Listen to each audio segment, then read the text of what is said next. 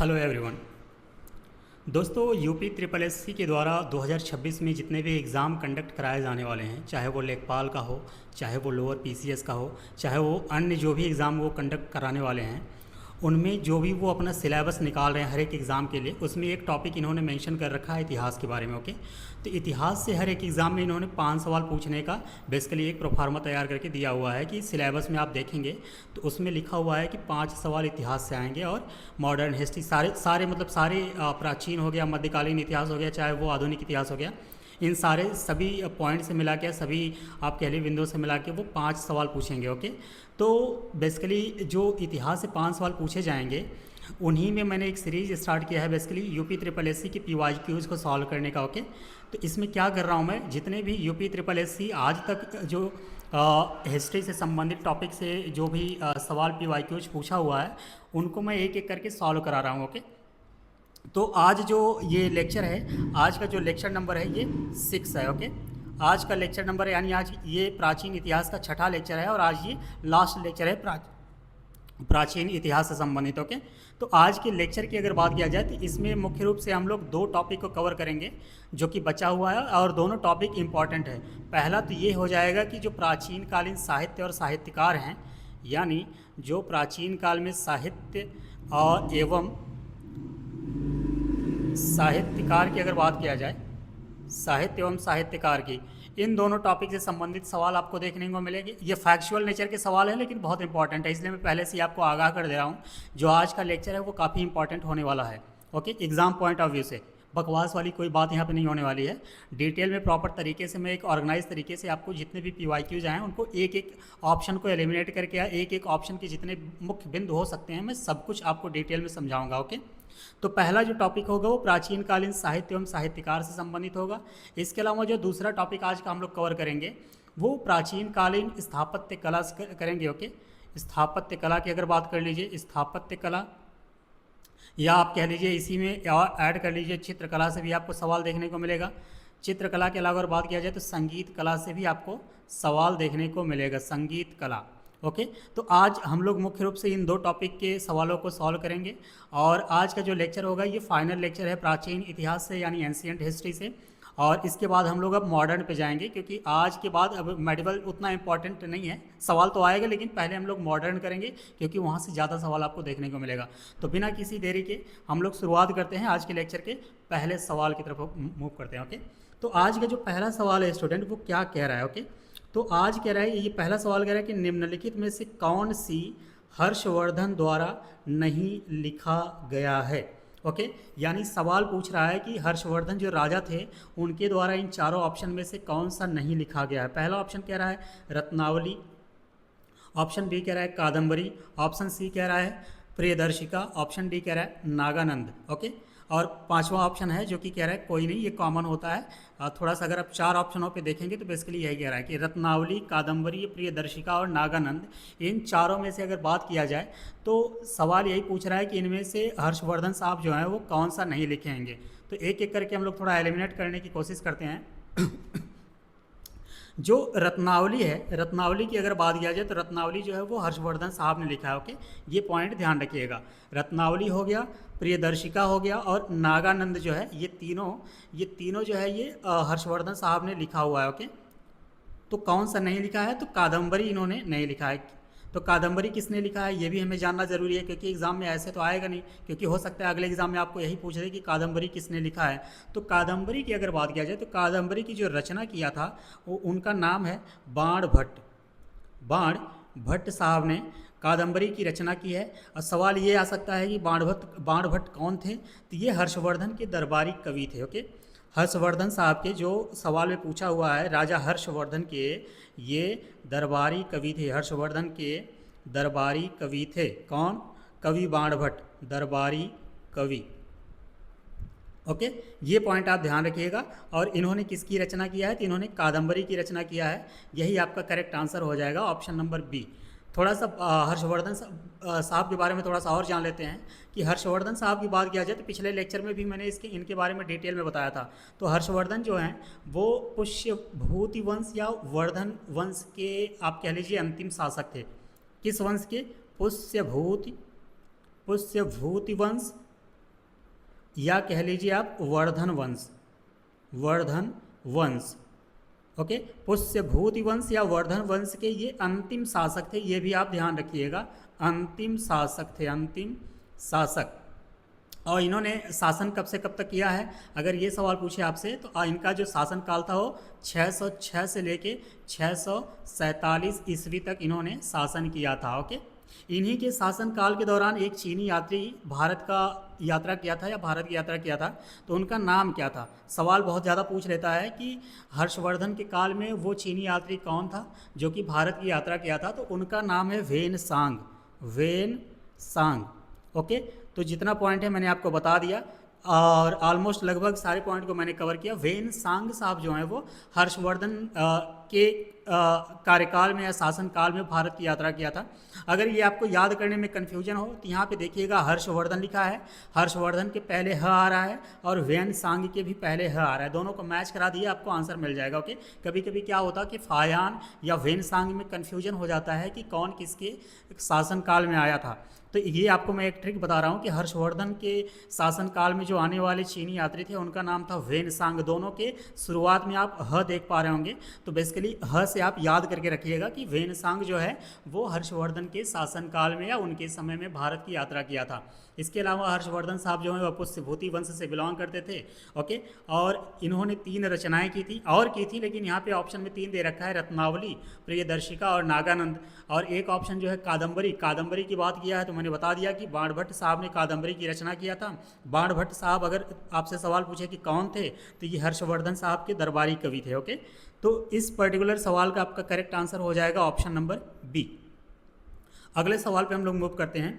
अगला सवाल पूछ लिया है आपसे कि कादम्बरी के लेखक कौन हैं, अभी अभी हम लोगों ने सॉल्व किया है। देखिए, इसीलिए मैं कहता हूं कि PYQs एटलीस्ट आप पूरा रट के जाइए। अगर आप PYQs प्रॉपर तरीके से, मतलब आप कह लीजिए जो हम लोग लोकल टर्म में कहते हैं कि एकदम चाट जाइए ना बेसिकली, तो ऐसे ही PYQs को आपको ख़त्म करना है।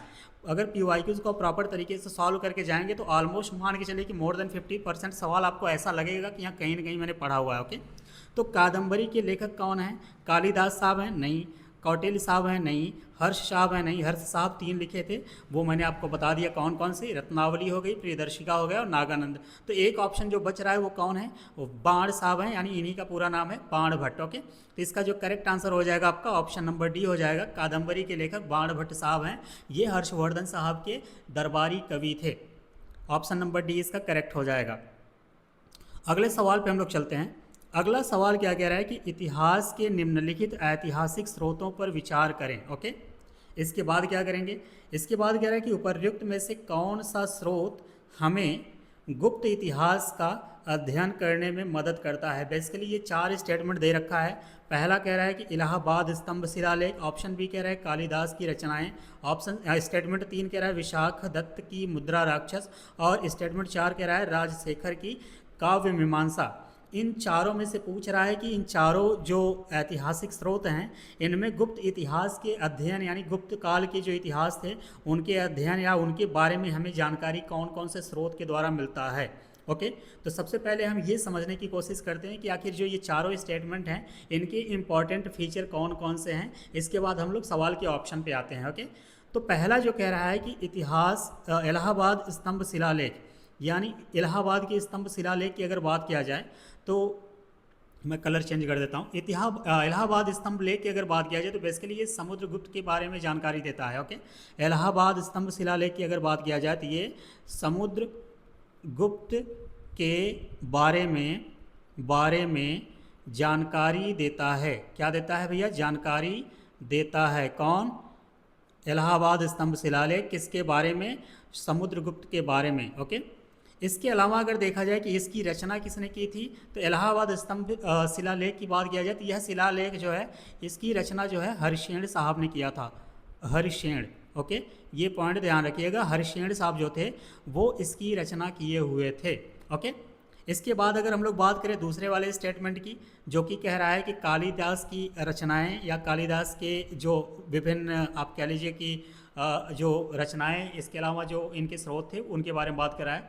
तो कालिदास की रचनाओं की अगर बात किया जाए तो कालिदास किसके शासन काल में, मतलब आप कह लीजिए कि दरबारी कवि थे, तो ये चंद्रगुप्त द्वितीय के शासन काल में थे। ये उन्हीं 9 रत्नों में से एक थे। ओके, टोटल चंद्रगुप्त द्वितीय के शासनकाल में नवरत्न एक टर्म यूज किया जाता था, क्योंकि उनके दरबार में 9 प्रकार के अलग अलग विधाओं से पारंगत लोग उनके दरबार में रहा करते थे। उन्हीं में से एक थे कालिदास जी। ओके, कालिदास जी जो है वो गुप्त कालीन में संस्कृत भाषा के आप कह लीजिए एक महान कवि और नाटककार थे। इन्होंने कई रचनाओं का मतलब कह लीजिए कि रचना किया था। जैसे एग्जाम्पल के तौर पे अगर देखा जाए कि कालिदास की रचनाओं में तो मेघदूत हो जाएगा, रघुवंशम हो जाएगा, अभिज्ञान शाकुंतलम की रचना इन्होंने की थी, मालविकाग्निमित्रम की किया था, विक्रमोर्वशीयम की किया था, कुमार संभव की किया था, ऋतु संहारम की किया था। ये बहुत ढेर सारी जो प्रसिद्ध मतलब आप कह लीजिए कि रचनाएं हैं वो कालिदास जी ने किया था।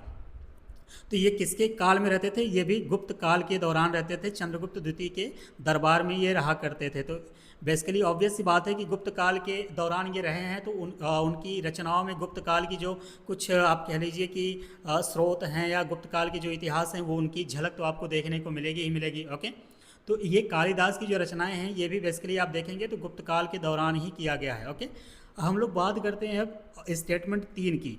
स्टेटमेंट 3 क्या कह रहा है? पहले यहाँ पे एक सवाल छुपा हुआ है कि मुद्रा राक्षस की अगर बात किया जाए तो हो सकता है आपको अगले एग्जाम में पूछ ले कि मुद्रा राक्षस की रचना किसने किया था, तो आपको यहीं पे आंसर मिल जाएगा, विशाख दत्त जी ने। ओके, तो ये वाला स्टेटमेंट बहुत ही इंपॉर्टेंट है। वो इसलिए है कि यहाँ पे सवाल भी है और यहाँ पे आंसर भी है। तो सवाल ये हो गया कि मुद्रा राक्षस की रचना किसने किया है, तो आपका आंसर हो जाएगा विशाख दत्त जी ने। ओके, तो थोड़ा सा हम लोग मुद्रा राक्षस के बारे में समझने की कोशिश करते हैं कि इनमें क्या है बेसिकली। ओके, तो मुद्रा राक्षस जो है ये संस्कृत नाटक है। क्या है ये? संस्कृत में लिखा हुआ नाटक है, संस्कृत नाटक।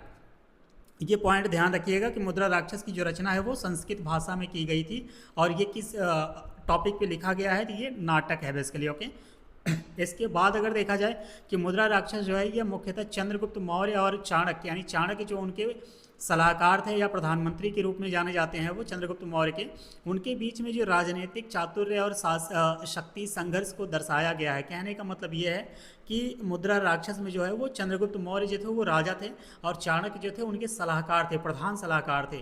तो इन दोनों के बीच में जो राजनीतिक चातुर्य का मतलब चालाकी होता है कि किस तरीके से हमें अपने साम्राज्य को बढ़ाना है या साम्राज्य को किस तरीके से चलाना है, और बेसिकली उनकी शक्ति, उनके पावर के बारे में इसमें दर्शाया गया है। ये पॉइंट आप ध्यान रखिएगा किसमें? मुद्रा राक्षस में।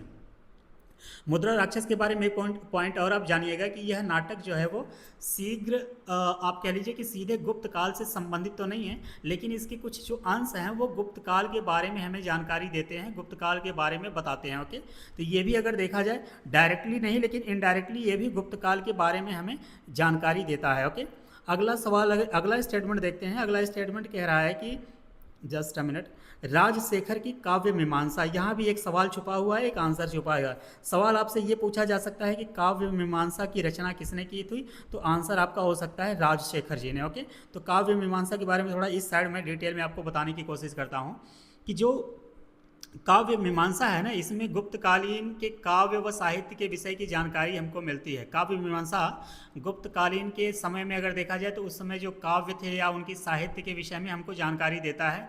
और राजशेखर की अगर बात किया जाए कि राजशेखर कौन से थे, तो राजशेखर बेसिकली अगर देखा जाए तो गुर्जर प्रतिहार शासक एक थे जिनका नाम था महेंद्र पाल।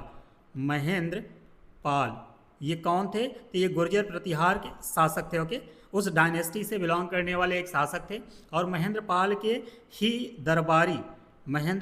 ही दरबारी कवि कौन थे? राजशेखर साहब थे, जिन्होंने काव्य मीमांसा की रचना किया है। ओके, तो बेसिकली ये भी अगर देखा जाए तो गुर्जर प्रतिहार और इन सब में देखा जाए तो ये भी आपका गुप्त काल से ही संबंधित होता है। ओके, यही कारण है कि इतने ढेर सारी जो रचनाएं हुई हैं, इतने ढेर सारे काव्य की रचनाएं हुई हैं, इतनी साहित्यिक प्रमाण हमको मिलते हैं गुप्त काल में। यही रीज़न है कि गुप्त काल को भारत का स्वर्णिम युग भी कहा जाता है। ये पॉइंट भी ध्यान रखिएगा। सवाल अगर कभी पूछ ले कि वो कौन सा काल था जो कि स्वर्णिम युग के नाम से जाना जाता है या स्वर्ण काल के नाम से जाना जाता है, तो आपका आंसर हो जाएगा गुप्त काल। ओके, तो बेसिकली अगर इसमें देखा जाए तो जो चारों स्टेटमेंट हैं ये चारों लगभग सभी जो हैं वो गुप्त काल के इतिहास के बारे में हमें जानकारी देते हैं। ओके, तो इसका जो करेक्ट आंसर हो जाएगा इन चारों का हो जाएगा, यानी ऑल ऑफ दी एबव हो जाएगा। तो इसका जो करेक्ट आंसर आपका हो जाएगा ऑप्शन नंबर डी हो जाएगा। ऑप्शन नंबर डी, उपर्युक्त सभी। यहाँ पे जो 2-3 पॉइंट मैंने आपको बताया ये आप अपने से नोट डाउन कर लीजिएगा, मैं यहीं पे आपको हिंट कर दे रहा हूँ। पहला पॉइंट तो ये लिखिएगा कि इलाहाबाद स्तंभ शिलालेख की रचना किसने किया था, तो आपका आंसर हो जाएगा घर्षण। मैं रिपीट कर रहा हूँ लेकिन आप इसको लिख लीजिएगा, ओके। इसके बाद मैंने आपको बताया कि मुद्रा राक्षस की जो रचना की थी वो उनका नाम क्या था, तो विशाखा दत्त था, ओके। इसके बाद मैंने आपको बताया कि काव्य मीमांसा की रचना किसने किया था, तो राजशेखर साहब ने किया था। और फाइनली आपको मैंने बताया था कि कालिदास की जो रचनाएं हैं उनमें ढेर सारी उनकी रचनाएं हैं, जैसे मेघदूत हो गया, रघुवंशम हो गया, विज्ञान शाकुंतलम हो गया, मालविकाग्निमित्रम हो गया, विक्रमोर्वशीयम हो गया, कुमार संभवम हो गया, ऋतुसंहारम हो गया। ये सारे जो पॉइंट हैं वो आप एक जगह कहीं ना कहीं नोट डाउन कर लीजिएगा, क्योंकि ये सारे सवाल वापस हो सकता है रिपीट हो जाए, ओके। तो इसका करेक्ट आंसर आपका हो जाएगा ऑप्शन नंबर डी, ओके, उपर्युक्त सभी। अगले सवाल पे हम लोग मूव करते हैं। अगला सवाल कह रहा है स्टूडेंट कि कश्मीर के इतिहास का विवरण देने वाली पुस्तक राज तरंगिणी निम्नलिखित में से किस इतिहासकार द्वारा लिखा गया है या लिखी गई है। तो इसका मतलब यह है कि हमसे सवाल किसके बारे में पूछ रहा है, राज तरंगिणी। राज तरंगिणी तरंगिणी इस ये बेसिकली देखा जाए एक किताब है, और इसमें क्या लिखा गया या क्या मेंशन किया गया है, तो बेसिकली राज तरंगिणी जो पुस्तक है वो कश्मीर के इतिहास का विवरण देती है, यानी कश्मीर के इतिहास के बारे में हमें जानकारी देती है, ओके। ये पॉइंट ध्यान रखिएगा। तो यह ग्रंथ जो है वो कश्मीर के राजाओं के शासनकाल की राजनीतिक घटनाओं का या उस समय के सामाजिक परिवर्तनों का या सांस्कृतिक पहलुओं का विस्तृत विवरण हमें प्रस्तुत करता है या हमें देता है। राज तरंगिणी के बारे में अगर बात किया जाए तो राज तरंगिणी एक तरीके का आप कह लीजिए कि संस्कृत ग्रंथ है, ओके। किस भाषा में लिखा गया है, तो ये संस्कृत भाषा में लिखा गया है, तो ये एक तरीके का संस्कृत ग्रंथ है। राज तरंगिणी के बारे में मैंने आपको बता दिया कि कश्मीर के इतिहास के बारे में ये हमें जानकारी देती है। इसके अलावा अगर देखा जाए कि इसकी रचना किसने किया था, तो राज तरंगिणी की रचना की अगर बात किया जाए तो राज तरंगिणी की जो रचना किया था उनका नाम था कल्हड़, यानी इसका जो करेक्ट आंसर हो जाएगा ऑप्शन नंबर ए हो जाएगा। जो कल्हड़ साहब हैं और इन्होंने ही राज तरंगिणी की रचना किया था। ये पॉइंट आप नोट डाउन कर लीजिएगा, ओके। तो जितने फैक्चुअल पॉइंट हैं मैं आपको हिंट भी कर दे रहा हूँ, आपको बता भी दे रहा हूँ, और जिससे कि आप एक ही A4 साइज पेपर में एक साइड में बहुत छोटे छोटे अगर लिखेंगे ना तो एक आपका नोट्स तैयार हो जाएगा, ओके। और कल्हड़ साहब के बारे में अगर जानकारी मतलब इनके बारे में थोड़ा सा ये है कि 12वीं शताब्दी में ये राज तरंगिणी की रचना किए थे, ओके। इतना डिटेल में तो आपसे सवाल नहीं पूछेगा, बट आप जान लीजिए, जानकारी के लिए मैं आपको बता दे रहा हूँ कि राज तरंगिणी की जो रचना किए थे कल्हड़ साहब वो 12वीं शताब्दी में किए थे या 12वीं शताब्दी में इन्होंने लिखा था। तो इस पर्टिकुलर सवाल का जो करेक्ट आंसर हो जाएगा आपका ऑप्शन नंबर ए हो जाएगा। कल्हड़ साहब जो हैं वो राज तरंगिणी की रचना किए थे। ये राज तरंगिणी जो ग्रंथ है ये संस्कृत में लिखा गया है और ये हमें कश्मीर के इतिहास के बारे में बताता है। अगले सवाल पे चलते हैं। अगला सवाल कह रहा है स्टूडेंट कि प्राचीन भारतीय ग्रंथ अर्थशास्त्र के लेखक कौन हैं, ओके। यानी सिंपली सवाल पूछ रहा है कि जो अर्थशास्त्र है, जो किताब है या भारतीय ग्रंथ है, उसके लेखक कौन हैं, ओके। तो इसका जो करेक्ट आंसर हो जाएगा, पहला ऑप्शन कह रहा है विष्णुगुप्त, ऑप्शन बी कह रहा है पतंजलि, ऑप्शन सी कह रहा है वात्स्यायन, ऑप्शन डी कह रहा है कालिदास। तो एक एक करके देख लेते हैं। अगर अर्थशास्त्र की बात किया जाए तो अर्थशास्त्र की रचना जो है वो विष्णुगुप्त या इन्हीं को हम लोग चाणक्य के नाम से जानते हैं, चाणक्य, या इन्हीं को हम कौटिल्य के नाम से भी जानते हैं, कौटिल्य, ओके। चाहे आप इनको विष्णुगुप्त कहिए, चाहे इन्हें आप चाणक्य कहिए, चाहे इन्हें आप कौटिल्य कहिए, तीनों नाम एक ही पर्सन के हैं, एक ही इंसान के नाम है और इन्होंने ही अर्थशास्त्र की रचना किया था, ओके। अगर पतंजलि की बात किया जाए, जो कि ऑप्शन नंबर बी में दे रखा है, पतंजलि साहब ने जो महाभाष्य की रचना किया है, महाभाष्य हो गया या योग सूत्र हो गया, इन सब की रचना किसने की है, तो महर्षि पतंजलि साहब ने इनकी रचना किया है, ओके। इसके अलावा अगर हम लोग वात्स्यायन की बात किया जाए कि वात्स्यायन साहब ने क्या लिखा था, मैं कलर चेंज कर दूँगा अदरवाइज आप कंफ्यूज कर जाओगे, ओके। वात्स्यायन साहब की अगर बात किया जाए कि इन्होंने क्या रचना किया था, तो बेसिकली इन्होंने कामसूत्र की रचना किया था, कामसूत्र की, ओके। कामसूत्र की रचना किसने किया था अगर आपसे सवाल पूछे तो वात्स्यायन साहब ने किया था। और कालिदास साहब के बारे में मैंने आपको बता ही दिया, डिटेल में बता दिया कि कालिदास साहब जो हैं वो चंद्रगुप्त द्वितीय के राज दरबारी कवि थे। इन्होंने बहुत ढेर सारी रचनाओं का मतलब संकलन किया बेसिकली। अब मेघदूत हो गया, रघुवंशम हो गया, विज्ञान शाकुंतलम हो गया, मालविकाग्निमित्रम हो गया, विक्रमोर्वशीयम हो गया, कुमार संभवम हो गया और ऋतु संहारम हो गया। ये ढेर सारी जो कलाकृतियाँ इन द सेंस है साहित्य की कृतियाँ हैं, और इनकी जो रचना किया था वो कालिदास साहब ने किया है। तो इस पर्टिकुलर सवाल का जो करेक्ट आंसर होगा वो आपका हो जाएगा ऑप्शन नंबर ए, विष्णुगुप्त साहब, यानी जिन्हें हम लोग आप कह लीजिए कि चाणक्य कहते थे, उन्होंने ही अर्थशास्त्र की रचना किया है। ऑप्शन नंबर ए इसका करेक्ट आंसर हो जाएगा। अगले सवाल पे चलते हैं। अगला सवाल कह रहा है कि शूद्रक द्वारा यानी शूद्रक बेसिकली एक आप कह लीजिए कि कवि थे। शूद्रक द्वारा, कवि इन द सेंस ये है कि रचनाकार थे। शूद्रक द्वारा लिखित मृच्छकटिकम का साहित्यिक प्रकार निम्नलिखित में से कौन है। सवाल ये पूछना चाह रहा है कि जो मृच्छकटिकम है, जिन्हें शूद्रक द्वारा मतलब शूद्रक जी ने लिखा है, वो निबंध के रूप में है या कविता के रूप में है या टीका के रूप में है, ये नाटक के रूप में है। तो बेसिकली अगर शूद्रक जी के बारे में जो मृच्छकटिकम इन्होंने लिखा है, ये एक तरीके का संस्कृत साहित्यिक नाटक है। ओके, इनके द्वारा जो ये लिखा गया ये रचना है, ये एक तरीके का नाटक है। ओके, ऑप्शन नंबर डी इसका करेक्ट आंसर हो जाएगा। मृच्छकटिकम की बात अगर किया जाए तो इसकी अगर शाब्दिक अर्थ की बात किया जाए कि इसका अर्थ क्या होता है, तो मृच्छकटिकम का मतलब होता है मिट्टी का खिलौना। ओके, मृच्छकटिकम का मतलब होता है मिट्टी का खिलौना, और यह एक संस्कृत साहित्यिक नाटक है। अगर मृच्छकटिकम के बारे में देखा जाए तो इस नाटक में जो नायक हैं वो चारुदत्त साहब हैं, तथा गणिका वसंत सेना के प्रेम कथा के विभिन्न सामाजिक परिस्थितियों का इसमें वर्णन किया गया है। और ये मृच्छकटिकम लिखा किसने है, तो ये बहुत ही फेवरेट सवाल आपका बन सकता है। तो इसे लिखा है शूद्रक साहब ने, यानी शूद्रक साहब ने मृच्छकटिकम लिखा है, जो कि एक नाटक है। इसका करेक्ट आंसर आपका ऑप्शन नंबर डी हो जाएगा। अगले सवाल पे हम लोग चलते हैं। अगला सवाल कह रहा है कि तमिल व्याकरण की कौन सी रचना है, यानी तमिल व्याकरण की कौन सी रचना है जिसे तमिल साहित्य की सबसे पुरानी मौजूदा रचना कहा जाता है। बड़ा ही फेवरेट सवाल है ये। तमिल व्याकरण की अगर रचना के बारे में देखा जाए तो पहला ऑप्शन कह रहा है तोलकापियम, ऑप्शन बी कह रहा है शिलप्पाधिकारम, ऑप्शन सी कह रहा है वलयपथ, ऑप्शन डी कह रहा है मणिमेखलम। ओके, इसका पर्टिकुलर जो ऑप्शन है वो करेक्ट आंसर हो जाएगा आपका तोलकापियम हो जाएगा। ऑप्शन नंबर ए हो जाएगा इसका करेक्ट आंसर हो जाएगा कि तोलकापियम जो है वो अगर देखा जाए तो इसको रचना यानी इसको लिखा कौन था, तो तोलकापियम की अगर हम लोग बात करें तो एक उस समय रचनाकार थे जिनका नाम था तोलकापियर। ओके, नाम थोड़ा मिलता जुलता है इसलिए आपको याद करने में थोड़ी आसानी हो जाएगी। तोलकापियम की जो रचना किया था वो तोलकापियर साहब ने किया था, इनके द्वारा ये रचा गया है। यह बेसिकली जो ग्रंथ है उस समय की यानी आप कह लीजिए कि तमिल साहित्य की या तमिल संगम मतलब उस दौरान की सामाजिक आर्थिक स्थितियों की जानकारी हमें प्रदान करता है।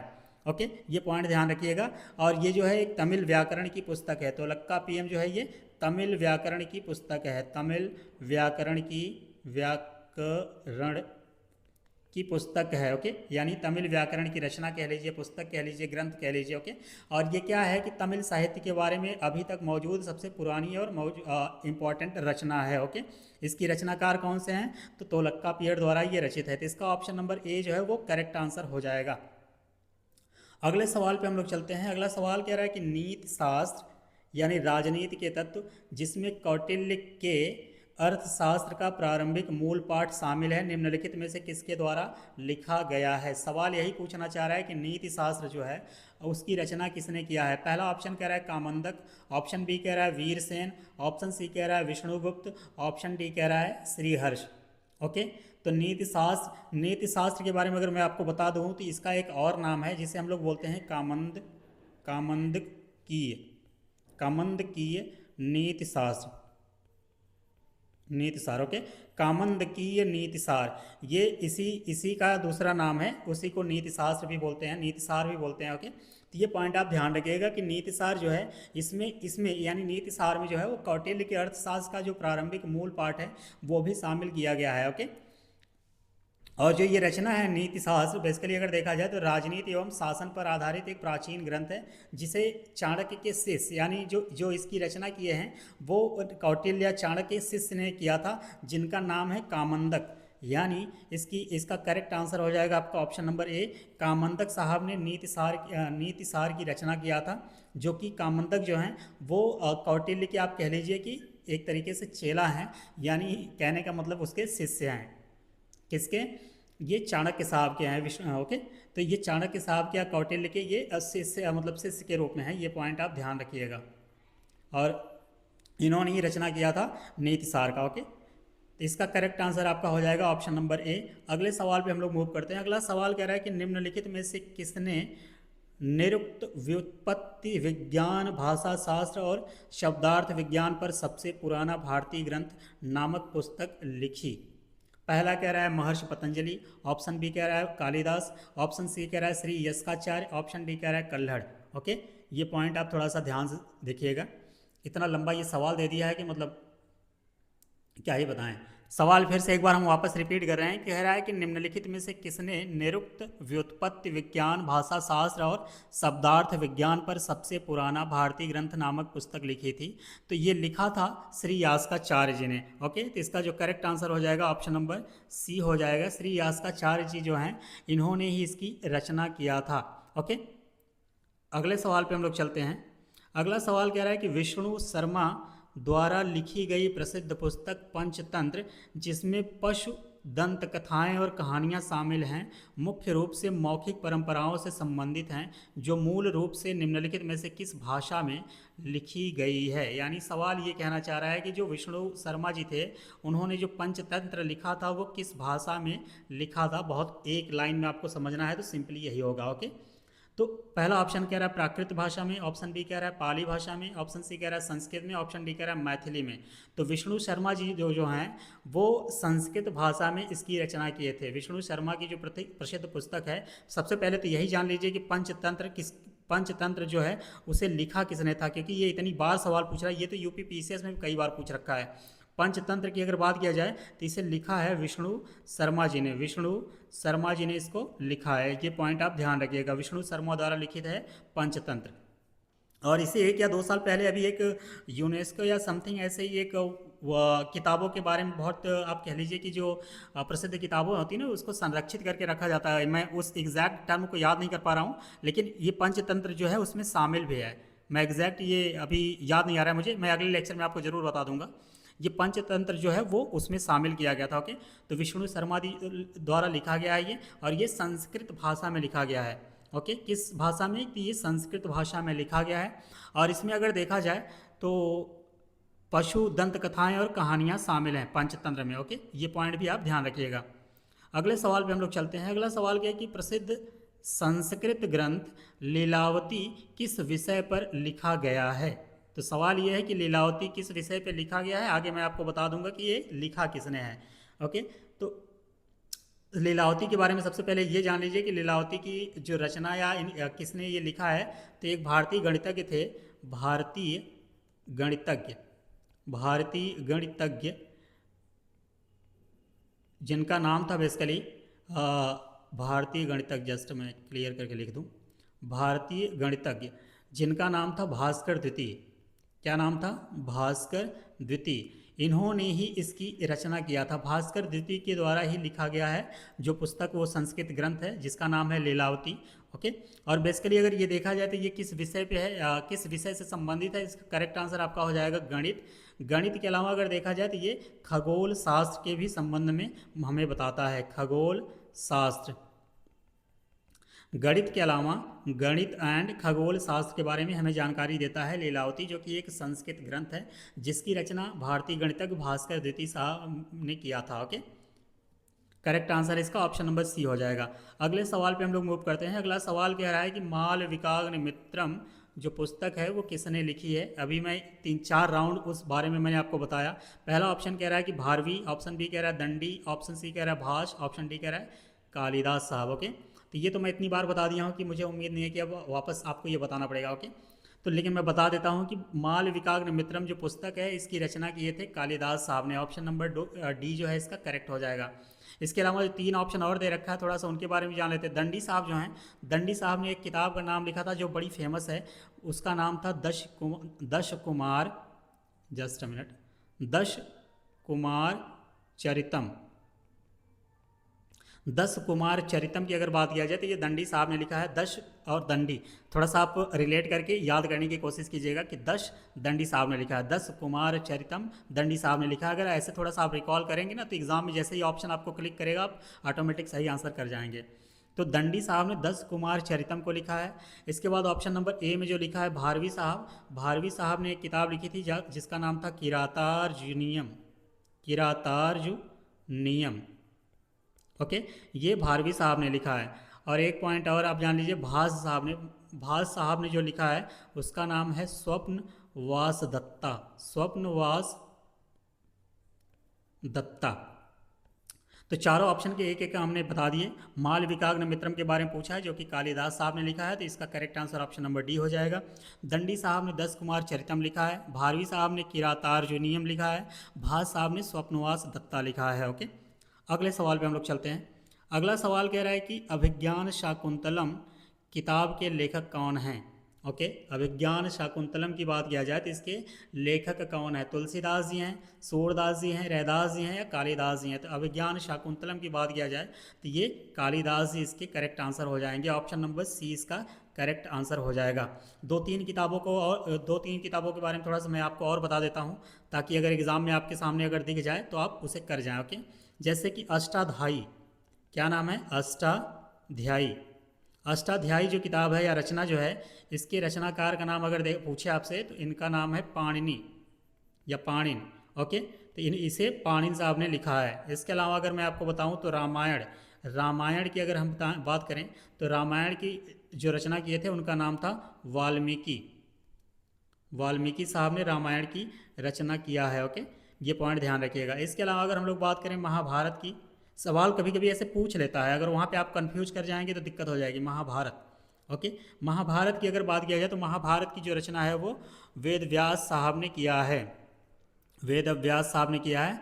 इसके अलावा अगर हम लोग देखें महाभाष्य की बात करें, महाभाष्य, ये पॉइंट मैं आपको पिछले वाले लेक्चर में बता रखा हूँ, लेकिन मैं यहाँ रिपीट कर दे रहा हूँ। महाभाष्य की जो रचना किए थे वो ऋषि पतंजलि साहब ने किए थे, महर्षि पतंजलि साहब ने, जस्ट अ मिनट, महर्षि पतंजलि साहब ने इसकी रचना किया है, पतंजलि साहब ने इसकी रचना किया है। इसके अलावा योग सूत्र की भी रचना पतंजलि साहब ने ही किया है। ओके, इसके अलावा कालिदास का तो मैंने आपको बता दिया साथ, उसमें रघुवंशम जो है वो भी कालिदास जी की ही रचना है। तो इस पर्टिकुलर सवाल का जो करेक्ट आंसर हो जाएगा वो आपका हो जाएगा ऑप्शन नंबर सी। अगले सवाल पे चलते हैं। अगला सवाल कह रहा है कि विशाख दत्त द्वारा लिखित मुद्रा राक्षस कौन सी भाषा में लिखा गया है। ये सवाल हम लोग पहले ही आज के लेक्चर के पहले सवाल में ही कर गए थे इसका करेक्ट आंसर। ओके, तो विशाख दत्त जी ने जो किताब लिखी थी उसका नाम था मुद्रा राक्षस। ओके, और मुद्रा राक्षस की अगर बात किया जाए बेसिकली तो इसमें जो चाणक्य और चंद्रगुप्त द्वितीय थे उनकी राजनीतिक सफलताओं का विश्लेषण किया गया है।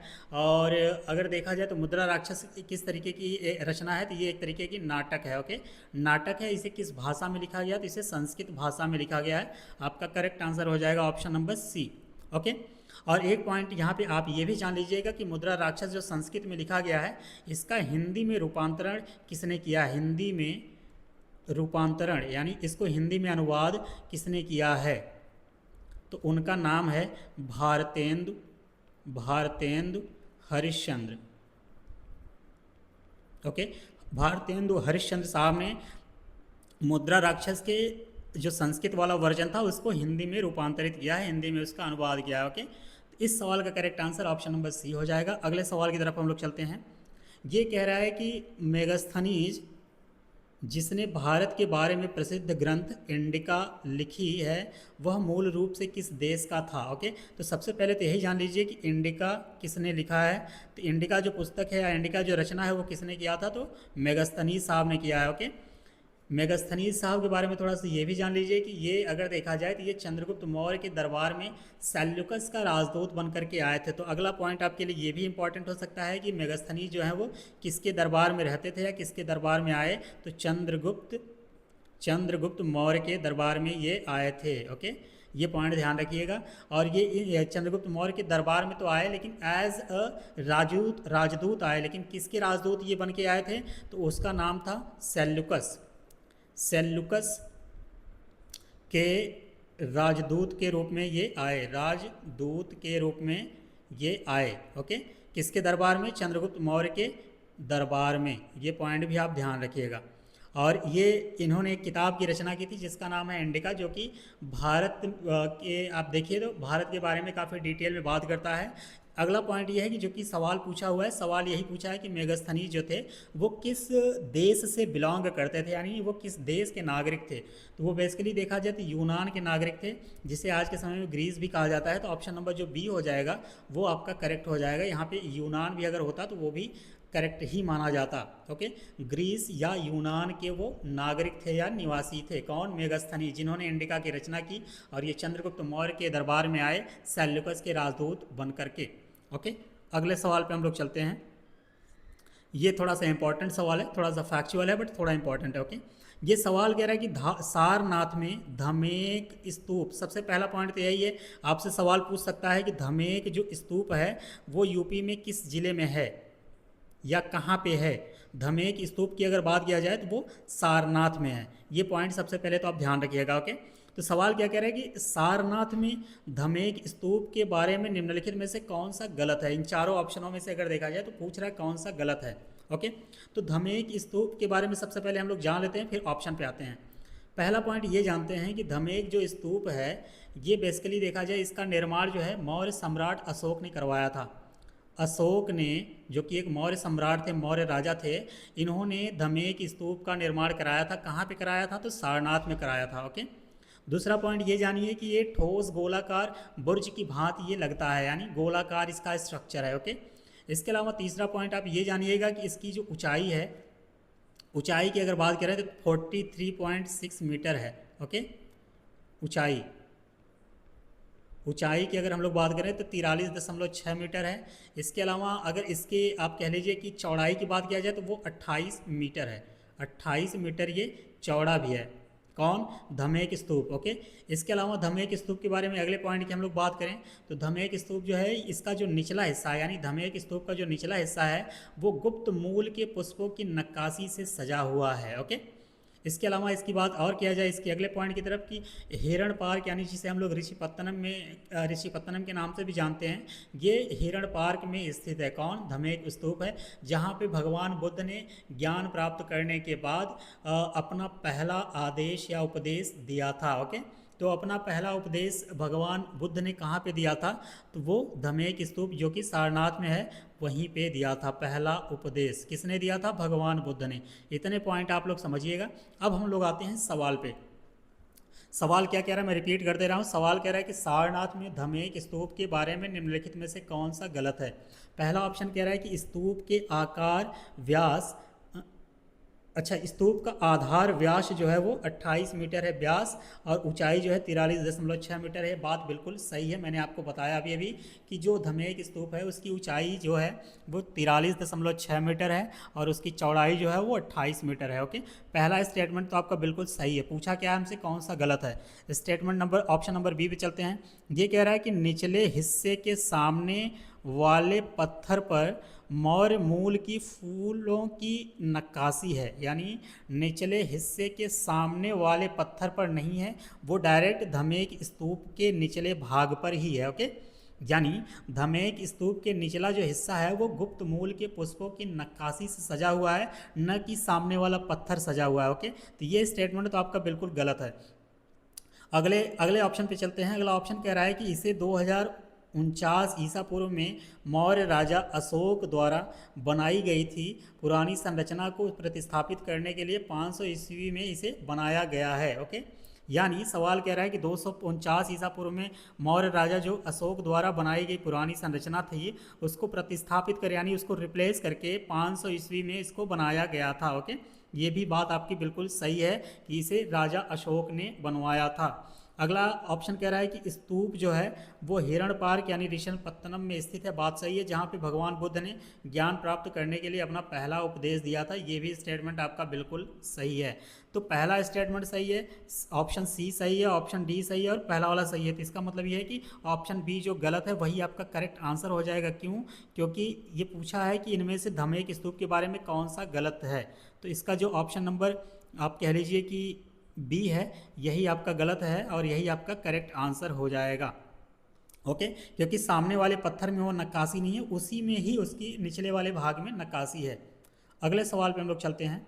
अगला सवाल कह रहा है स्टूडेंट कि विजयनगर वास्तुकला द्रविड़ शैली का सबसे विकसित उदाहरण है। यानी विजयनगर जो वास्तुकला है उस वो जो बना हुआ है वो द्रविड़ शैली में बना है। द्रविड़ एक तरीके की शैली होती है, वो मंदिरों के या कोई स्ट्रक्चर जो बनाए जाते हैं ना, ये साउथ इंडिया में अगर आप देखेंगे तो साउथ इंडिया में ये एक तरीके की शैली है। चाहे मंदिर बनाया जाए, चाहे कोई अन्य आप कह लीजिए कि स्तंभ टाइप की चीज़ें बनाई जाएँ, तो उनमें शैली अलग अलग शैलियों का उपयोग किया जाता है। तो सवाल कह रहा है कि विजयनगर जो वास्तुकला है वो द्रविड़ शैली का सबसे विकसित उदाहरण है। ओके, और आगे क्या कह रहा है कि निम्नलिखित में से कौन सा मंदिर जो है वो विजयनगर स्थापत्य शैली का है।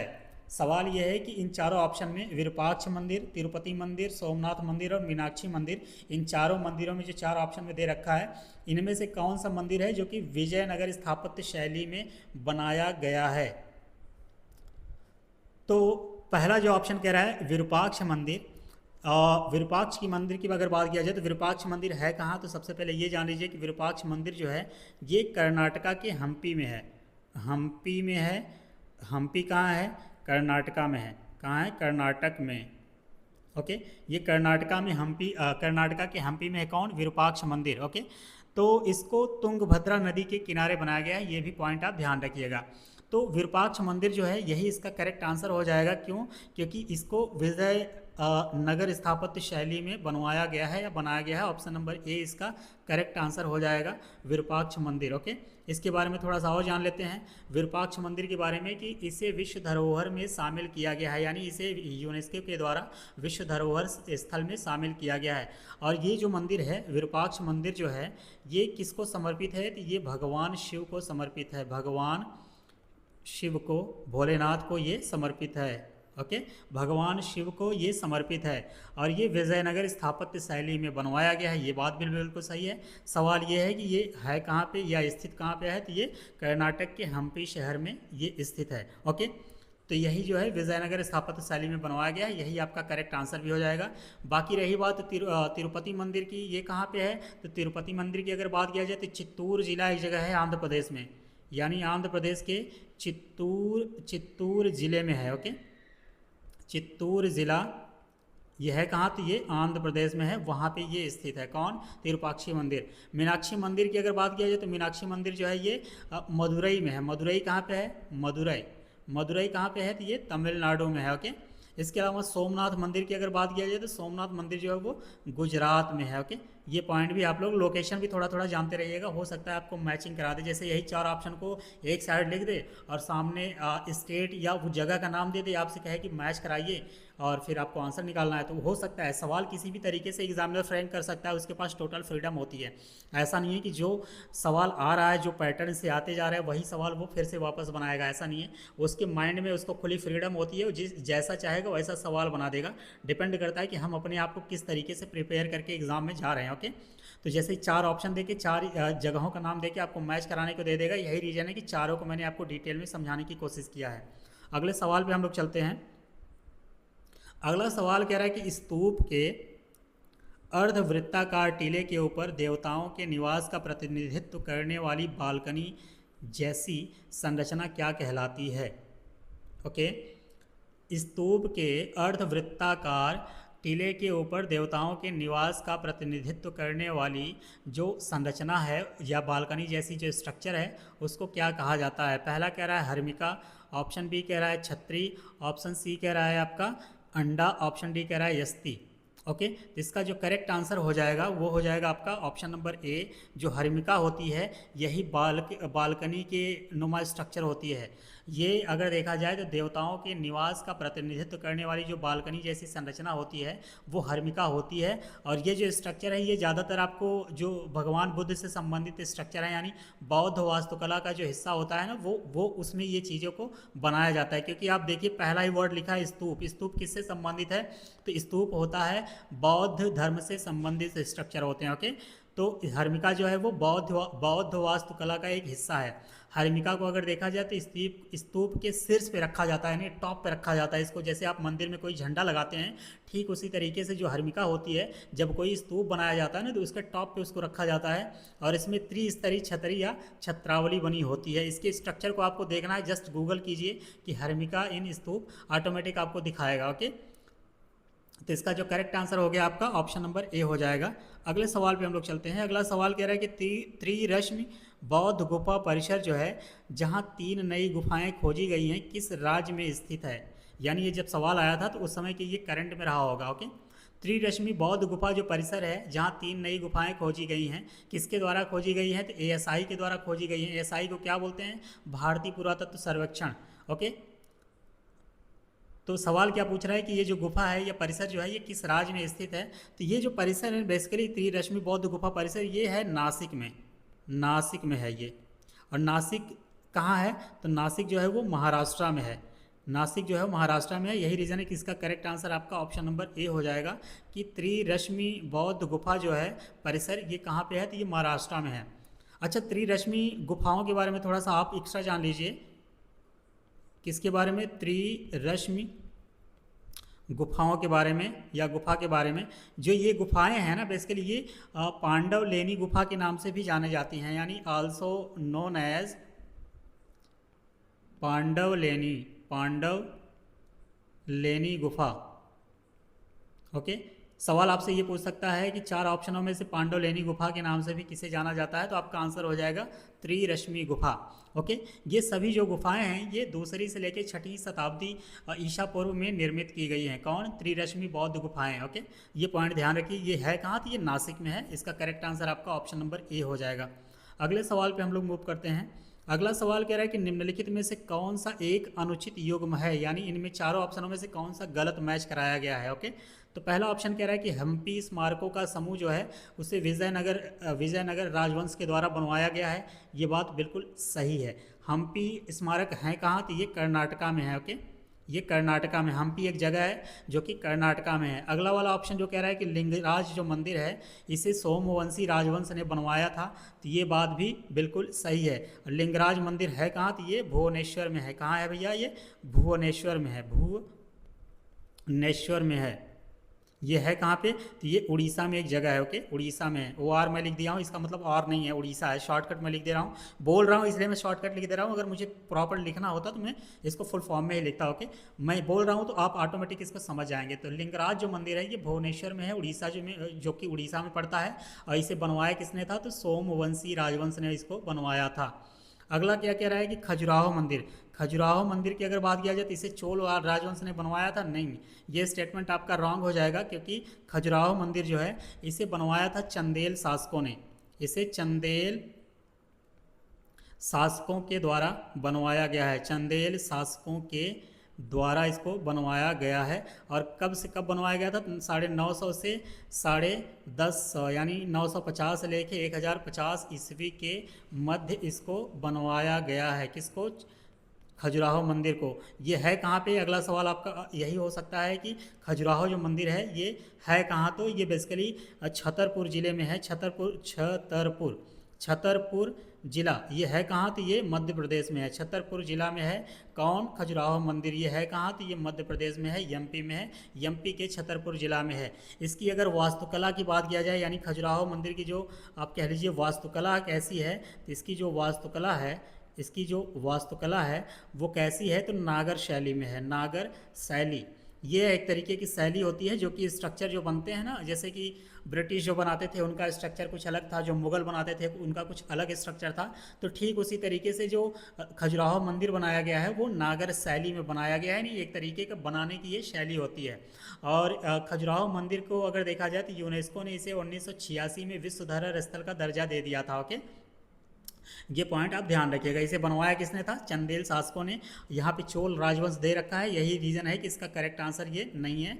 लेकिन आंसर तो करेक्ट है, लेकिन ये करेक्ट मैचिंग नहीं है। क्यों? क्योंकि ये जो मैचिंग कर रखा है ये गलत मैचिंग किया। खजुराहो जो मंदिर है चोल राजवंश ने नहीं, चंदेल शासकों के द्वारा 950 से 1050 ईस्वी के मध्य इसको बनवाया गया था। एक पॉइंट और यहाँ पे जान लीजिए आप लोग, जो कि काफ़ी इंपॉर्टेंट है।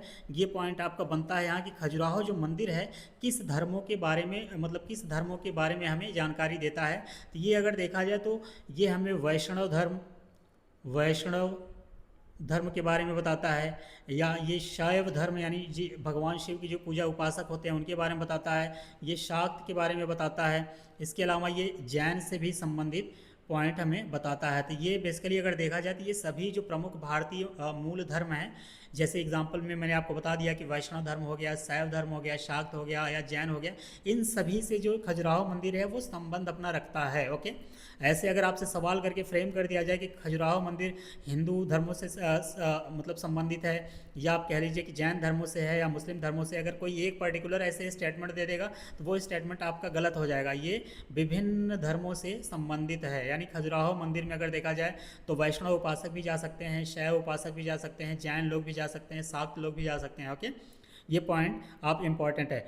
अगला जो दे रखा है ऑप्शन आपको कि हजार स्तंभ जो मंदिर है, अगर इसे देखा जाए तो ये वारंगल में है। वारंगल में है, ये कहाँ पे है भैया? ये वारंगल में है। ये है कहाँ? ये तेलंगाना राज्य में है। तेलंगाना राज्य में है, जो कि 2014 में टूट करके अलग होकर के आंध्र प्रदेश से एक नया स्टेट बना था। उस समय 29 के नंबर पे ये बना था, लेकिन वापस जम्मू एंड कश्मीर डिवाइड होकर यूटीज बन गया, केंद्र शासित प्रदेश बन गया, वापस ये 28वें नंबर पे आ गया है। ओके, तो ये बेसिकली अगर देखा जाए तो वारंगल में है, और ये काकतीय राजवंश के द्वारा बनवाया गया था। अगर आपसे पूछ ले स्पेसिफिक कि किस राजा के द्वारा बनवाया गया था, तो उसका नाम था रुद्रदेव। रुद्रदेव के द्वारा ये बनवाया गया था। कौन? हजार स्तंभ मंदिर, जो कि काकतीय राजवंश के शासक थे। ओके, तो इसका जो करेक्ट आंसर हो जाएगा, पूछा क्या है कि कौन सा अनुचित है, तो पहला वाला तो करेक्ट मैच है, ऑप्शन बी भी करेक्ट मैच है, ऑप्शन डी भी करेक्ट मैच है। तो ऑप्शन सी जो खजुराहो मंदिर वाला है, चोल ना होके यहाँ पे अगर चंदेल होता तो ये करेक्ट हो जाता। ये गलत है, यही रीज़न है कि इसका जो करेक्ट आंसर हो जाएगा आपका ऑप्शन नंबर सी हो जाएगा, क्योंकि पूछा क्या है, गलत कौन सा है। ओके, अगले सवाल पे हम लोग चलते हैं। अगला सवाल कह रहा है स्टूडेंट कि कलमकारी चित्रकारी या चित्रकला का संबंध किससे है।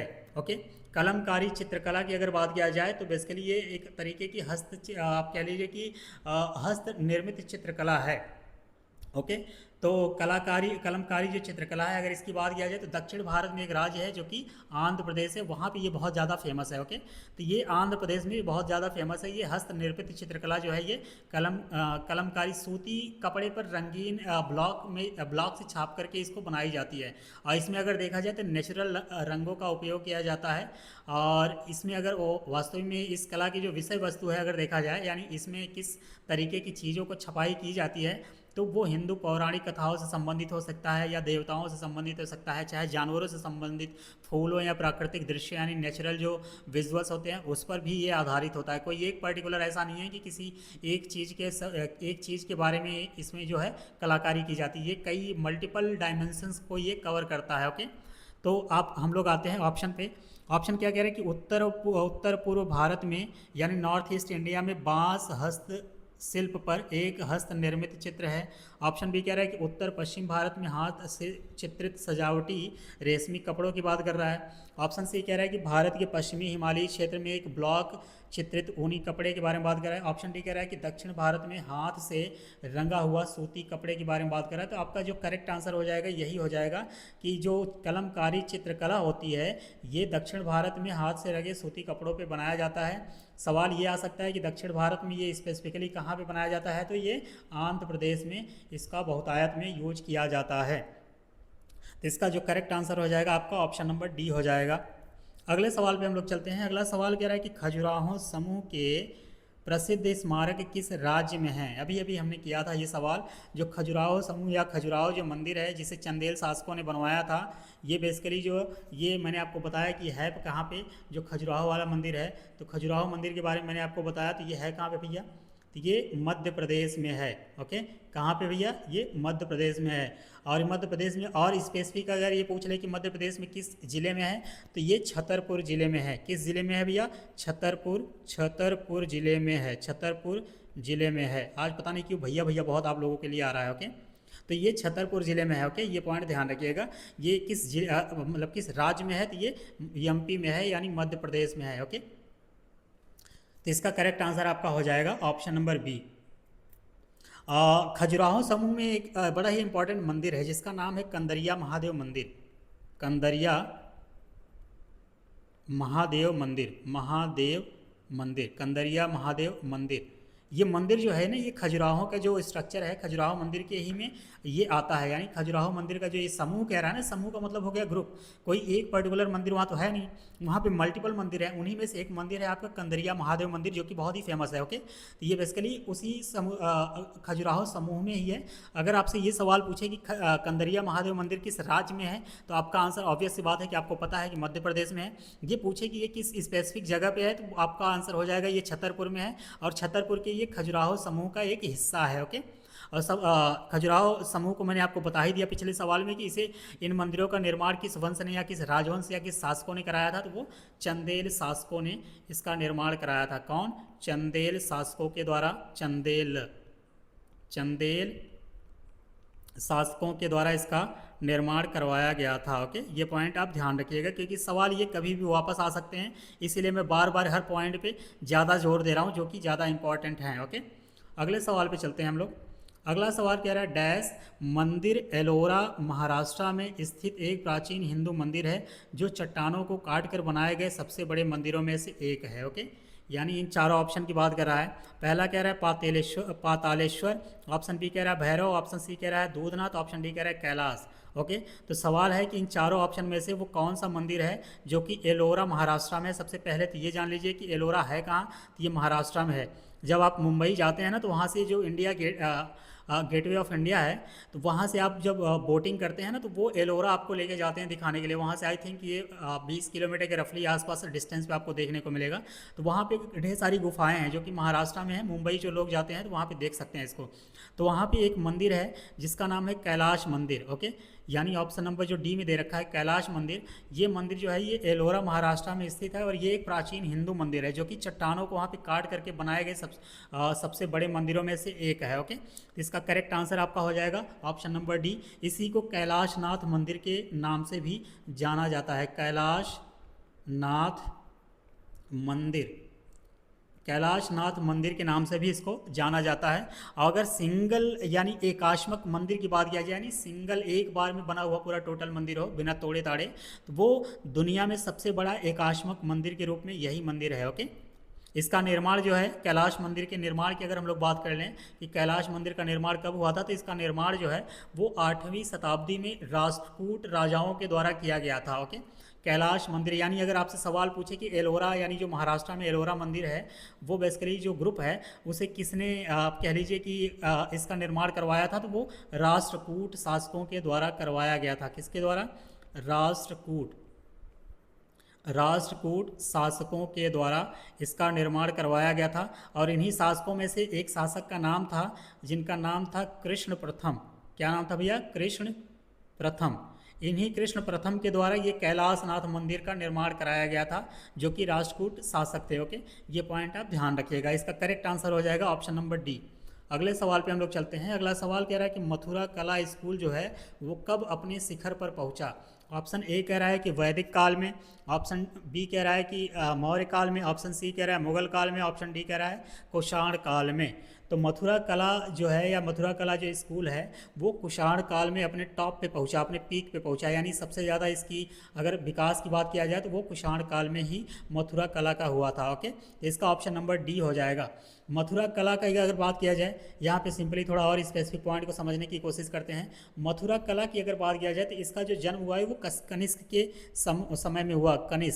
कनिष्क के समय में हुआ, यानी राजा कनिष्क के समय में जो मथुरा कला है इसका बहुत जन्म हुआ है। बेसिकली कनिष्क एक कुषाण शासक थे। ओके, कनिष्क क्या थे? एक कुषाण शासक थे। बड़े ही ब्रिलियंट है, आप कह लीजिए बड़ी ही प्रतापी राजा थे। ओके, और जो मथुरा कला है इसमें ना लाल बलुआ पत्थर का प्रयोग हुआ है। ओके, मथुरा कला में अगर आप देखेंगे तो लाल बलुआ पत्थर का प्रयोग हुआ है, ये पॉइंट भी आप ध्यान रखिएगा। ओके, तो इसका जो करेक्ट आंसर हो जाएगा ऑप्शन नंबर डी हो जाएगा। अगले सवाल पे चलते हैं। अगला सवाल कह रहे हैं कि भारत में नवपाषाण काल जो है वो गुफा चित्रकारी ये कहाँ मिलती है। ओके, भारत में नवपाषाण काल गुफा चित्रकारी कहाँ मिलती है। पहला ऑप्शन कह रहा है अजंता की गुफाएं, ऑप्शन बी कह रहा है उदयगिरी, ऑप्शन सी कह रहा है मेहरगढ़, ऑप्शन डी कह रहा है भीमबेटका। ओके, तो एक एक करके देखते हैं। मेहरगढ़ जो है वो तो हरियाणा में है। ओके, तो अजंता एलोरा कहाँ है, ये दोनों महाराष्ट्र में, अजंता एलोरा। ओके, तो भीमबेटका की अगर बात किया जाए तो भीमबेटका जो कि एमपी के रायसेन जिले में है, ये सवाल ऑलरेडी हम लोगों ने सॉल्व कर रखा है। ये एमपी के रायसेन जिले में ये प्रेजेंट है, रायसेन जिले में। अभी खजुराहो मंदिर के बारे में हम लोग बात कर रहे थे जो कि एमपी के छतरपुर जिले में था, लेकिन एक भीमबेटका जगह है जो कि रायसेन जिले में है। ये कहाँ पड़ता है, ये भी एमपी में ही पड़ता है, मध्य प्रदेश में पड़ता है। यही जो भीमबेटका है ना, यही भारत में नवपाषाण काल गुफा चित्रकारी के लिए फेमस है। ओके, इसका जो करेक्ट आंसर हो जाएगा आपका ऑप्शन नंबर बी हो जाएगा। तो मानव शरीर अगर बात किया जाए कि भीमबेटका में जो चित्रकारियाँ आपको देखने को मिलेगी उसमें जो मनुष्य थे, यानी उन चित्रकलाओं में या उन चित्रकारी में मनुष्य जो थे वो शरीर ढकने के लिए अगर देखा जाए तो पशु चर्म यानी पशुओं की जो खाल होती है उसको या पत्ते या छालों का प्रयोग करते थे। परंतु इस काल में वो वस्त्र निर्माण सीख लिया था, यानी भीमबेटका का जब चित्रकारी वो लोग कर रहे थे उसी समय वो वस्त्र निर्माण को सीख लिया था। भीमबेटका में जो प्रयुक्त रंग थे इस तथ्य की पुष्टि करते हैं कि उसने या वो लोग वस्त्रों को रंगने की शुरुआत भी कर चुके थे।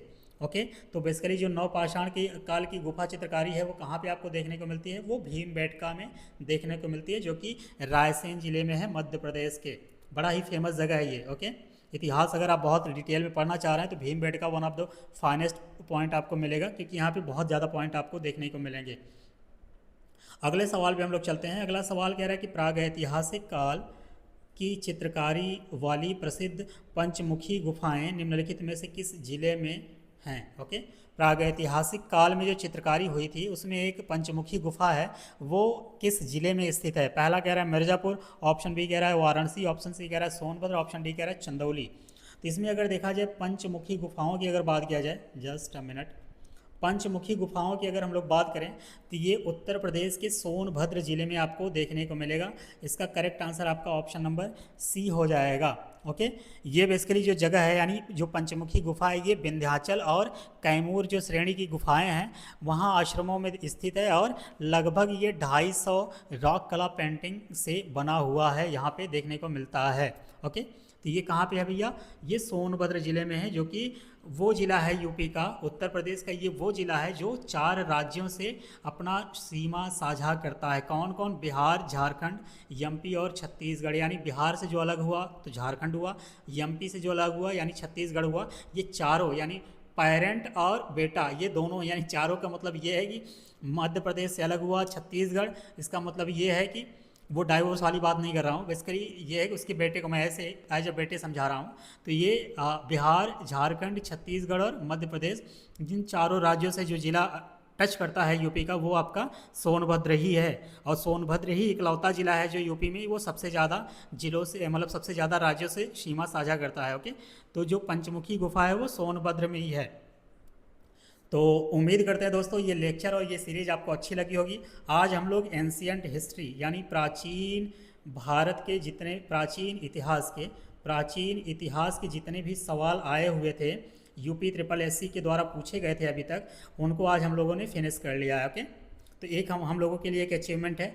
आप लोग इसको एक बार कम से कम वीडियो को देख लीजिएगा, एक आपको रफ आइडिया तो लग ही जाएगा। एग्ज़ाम में अगर आपको सवाल इनमें से रिपीट हुए तो आपको एक आपके दिमाग में एक जो प्री मेमोरी होती है ना, वो बेसिकली आपको वहाँ पे क्लिक करेगी और आप सही आंसर तक पहुँच पाएंगे। तो मुझे उम्मीद है कि ये लेक्चर आप पूरा देखेंगे और ये सीरीज भी आप पूरी देखेंगे।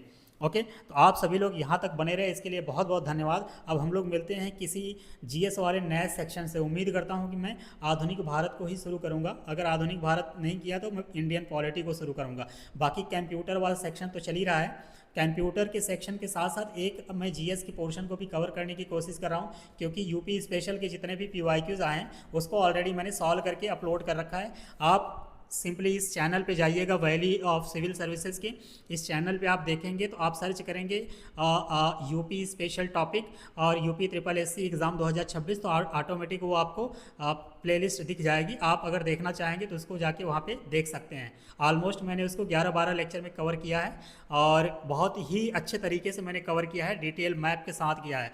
तो उम्मीद करूँगा कि वो अगर सीरीज आप देखेंगे तो आपको पसंद आएगी और आपके एग्ज़ाम के लिए भी वो काफ़ी ज्ञानवर्धक होगी। ओके, तो मिलते हैं अगले लेक्चर में, तब तक कि आप सभी को बहुत बहुत धन्यवाद यहाँ तक बनने के लिए। ओके।